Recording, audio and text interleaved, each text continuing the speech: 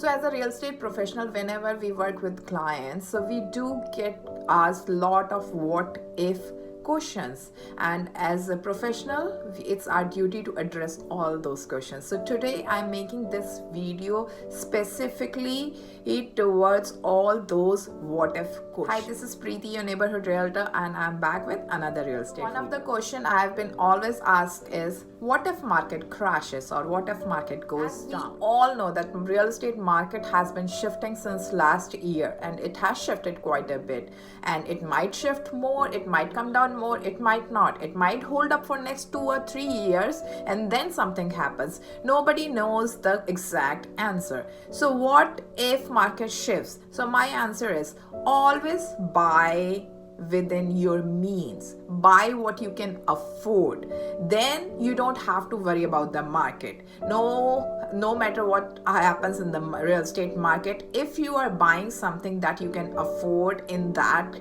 any kind of market, then it doesn't matter whatever happens in the market. What if I overpay? I see that a lot of buyers getting this concern that what if I am overpaying for a house when I'm buying in this market, because market has already shifted, it might shift more. So they're confused. What if they're overpaying for the house? And I feel that their concern is actually genuine concern, that what if you are overpaying? But in that situation, you need to look at these two things.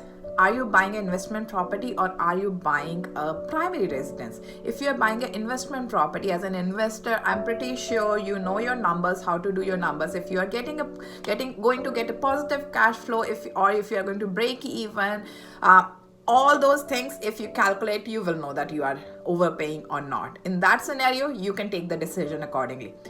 Let's talk about the primary residence. If you are buying the primary residence, what's your goals are? So are you going to stay in the house for next 2 years, 5 years, 7 years, 10 years, or you are going to stay as long as your kids go to those schools and they graduate? So if you are there for a long time, then overpaying, even if you are overpaying right now, let's say you bought it 50K above what you are supposed to buy, because in next 6 months the market changed and you might have got the similar house 50K below the market. So you, in that situation, please talk to your lender, because we had the situation where if the client would have paid 25K more, that the house they really loved, the monthly payment would have been increased by $90 per month, only $90 per month. So in that scenario, please talk to your lender. And I would say, if you are going to stay in the house for a long time, at least more than 5 to 7 years, overpaying 25-50K actually doesn't matter. But if you are working with a good realtor, they do their comps, they know that what the prices of houses around are selling for, I am pretty sure that you are not going to overpay for the house. And if you find something that you really love, it's okay to overpay a little bit. What if I got a job transfer or I am on H1B visa? What happens then? It can happen in future. You can have a job transfer to different state, or your H1B didn't get renewed. You might have to go back. Anything can happen. So always assume the worst case scenario and make a plan accordingly if you're buying. If that is like a no-go for you and you don't want to be in that situation where something like that happens and you don't want to be in that situation, then don't buy.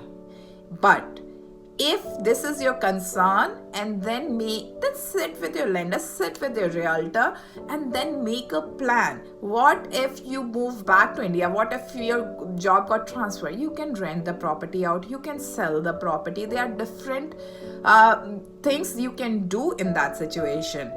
And actually you can be anywhere and someone here can handle everything for you, and you don't even have to be present here. Everything can be done online.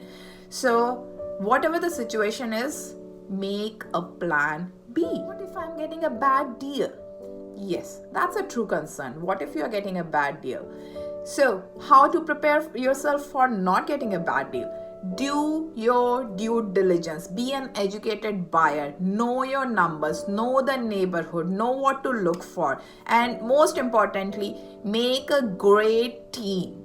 the team that's going to represent you. Who comes in your team? Your realtor, your lender, your title officer, the contractors, whoever you need, those people are your team. Have a great team who represents you and who helps you in not making a bad deal decision. What if I move into my house and something gets broken and it's a huge cost? It will get broken, and it happens all the time. One of my client bought a house and their sewer got backed up after they moved into the house, and it was like a 12 to 15,000 cost to them. And yes, these things are going to happen. It might not happen, but you need to always prepare yourself for these extra cost or anything that might come up. That's why buy within your means, have enough saving in your account if something happens, how to handle those things. And always you can buy home warranty and other kind of insurances that might cover this. But again, the bottom line is these things will come up and you have to deal with those. If that is a concern to you, don't buy a house. These are the what if questions that I do get asked a lot of times. So the bottom line is anything can happen. Market can change. You might get you might overpay. Something might get broken when you move in. Anything can happen. Just be an educated buyer, do your due diligence, and buy when you are ready, when you can afford to buy. Don't just make a decision because all your friends have the house, you should have it. No. Buy when you are ready, or when you need it, or when you can afford it. This is Preeti signing off. I'll be back with another video tomorrow. Until then, bye-bye.